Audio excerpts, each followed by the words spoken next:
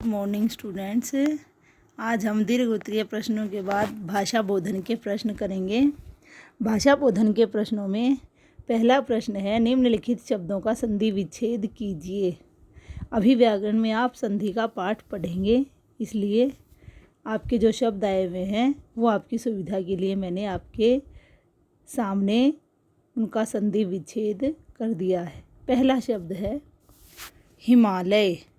हिमालय का संधि विच्छेद, क्योंकि ये हिम से बना हुआ है अर्थात बर्फ़ से बना हुआ हिमालय, तो हिम जमा आलय। दूसरा शब्द है आपका पुरुषार्थ। पुरुषार्थ जो कि हमारी कविता में आया था, हमने पढ़ा था श्रम और पुरुषार्थ शब्द, तो वही शब्द है यहाँ पुरुष जमा में अर्थ। ये संधि का नियम होता है जिसके कारण पुरुष और अर्थ दोनों शब्द मिलकर एक नया शब्द पुरुषार्थ बना देते हैं। उसके बाद है आपका विंध्याचल। विंध्याचल पर्वत के बारे में हमने पढ़ा था, अचल माने पर्वत होता है और विंध्य स्थान का नाम है, तो विंध्य जमा अचल। अगला शब्द है संधान। ये भी आपके संधि के नियम के अनुसार है, तो यहाँ पर सम जमा धान, इसका संधि विच्छेद होगा। अब उसके बाद आपका अगला प्रश्न है अलंकार भेद बताइए। अभी हमने ये पाठ भी व्याकरण में पढ़ा नहीं है, लेकिन हमारी हिंदी भाषा में या हिंदी फर्स्ट में जब व्याकरण के प्रश्न आते हैं तो हम उनको भी समझकर कर लेते हैं। तो पहला है अलंकार भेद में गिर गिर कर चढ़ चढ़ कर हमने नाप लिया ऊंचाई को। जब एक ही वर्ण की आवृत्ति बार बार होती है तो वहाँ पर अनुप्रास अलंकार होता है, तो उसके अनुसार गै और गै गिर गिर कर में हो गई, च और च चढ़ चढ़ कर हो गई, तो यहाँ पर पहला तो अनुप्रास अलंकार हो गया। दूसरा जो आपके सामने पुनरुक्ति प्रकाश शब्द लिखा हुआ है, उसके लिए एक ही शब्द जब एक से ज़्यादा बार आ जाता है तो वहाँ पुनरुक्ति प्रकाश अलंकार होता है। तो यहाँ पर गिर शब्द एक बार आया, फिर पुनः गिर आ गया। एक ही समान शब्द जब दो बार आ जाता है, तीन बार आ जाता है, तो पुनरुक्ति प्रकाश होता है। तो यहाँ पर गिर गिर और चढ़ चढ़ दोनों शब्द एक से अधिक बार आए, इसलिए यहाँ पुनरुक्ति प्रकाश अलंकार भी होगा।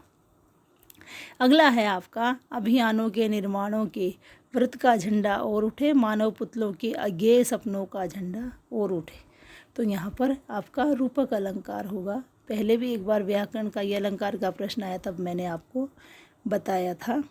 अगला है आपका जंजीरों में बंध बंध कर बंधने न दिया अंगड़ाई को, तो यहाँ पर आपका अनुप्रास अलंकार एक बार पुनः आ जाता है। यहाँ इस अलंकार की पुनरावृत्ति हो रही है, हालांकि इसमें एक और अलंकार है, वो तो क्या आपको अलंकार तो कोई नहीं बताए गए हैं, लेकिन फिर भी यहाँ अतिशोक्ति अलंकार है। जब जो साधारण रूप से कार्य ना होता और उसे बढ़ा चढ़ा कर बता दिया जाता है तो वो अतिशोक्ति अलंकार होता है आपका। तो यहाँ पर बंद बंद कर बंधने न दिया अंगड़ाई को, अंगड़ाई जो कि आप लेते हैं, क्या उसे बांधा जाना मुमकिन है? नहीं बांधा जा सकता, तो ये अतिशोक्ति अलंकार यहाँ होगा।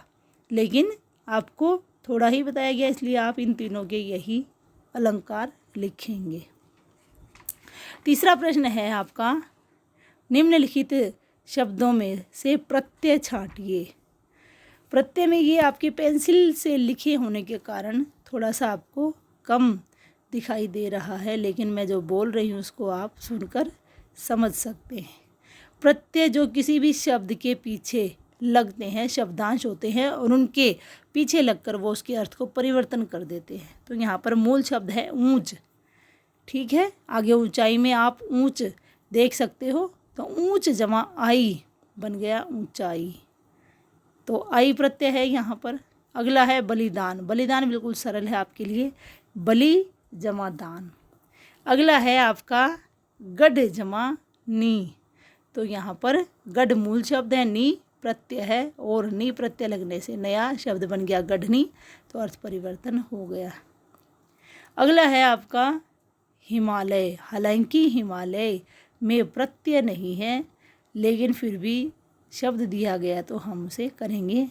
अभी संधि विच्छेद में भी हमने इसी शब्द को किया था, पुनः आ गया हिम जमा आलय। अगला है तरुणाई। तरुण अवस्था का नाम होता है और आई उसके पीछे लगकर नया शब्द बना तरुणाई। अगला शब्द है स्वाभाविक। स्वभाव शब्द के साथ इक प्रत्यय जुड़ गया और नया शब्द बन गया स्वाभाविक। तो इस प्रकार आज भाषा बोधन के ये प्रश्न हम अपनी कॉपी में लिखित कार्य के रूप में करेंगे।